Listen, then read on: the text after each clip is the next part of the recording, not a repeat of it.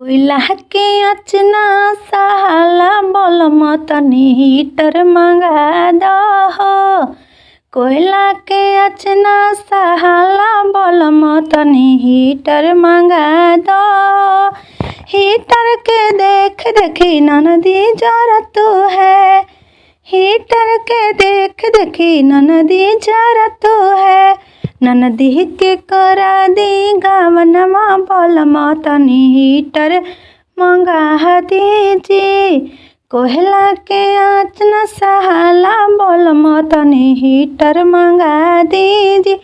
Heater के देख देखी सासु जरत है। हीटर के देख देखी सासु जरत है। सासू के छोड़ दी मलिकाना बलम तनी हीटर मंगा दीजिए। सासू के छोड़ दी मलिकाना बलम तनी हीटर मंगा दीजिए। हीटर के देख देखी गोतिनी जरत है। हीटर के देख देखी गोतिनी जरत है। गोतिनी के अलगा करा दी बलम तनी हीटर मंगा दीजिए। कोयला के आँच न सहाला बलम तनी हीटर मंगा दीजिए। कोयला के आँच न सहाला बलम तनी हीटर मंगा दीजिए। हीटर के देख देखी देवरानी जरत है। हीटर के देख देवरानी जरत है।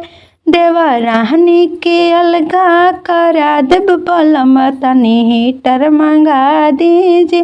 देवरानी के अलगा करा देब बलम तनी हीटर मंगा दीजिए। कोयला के आँच न सहाला बलम तनी हीटर मंगा दीजिए। कोयला के आँच न सहाला बलम तनी हीटर मंगा दीजिए। कोयला के आँच न सहाला बलम तनी हीटर मंगा दीजिए। कोयला के आँच न सहाला बलम तनी हीटर मंगा दीजिए।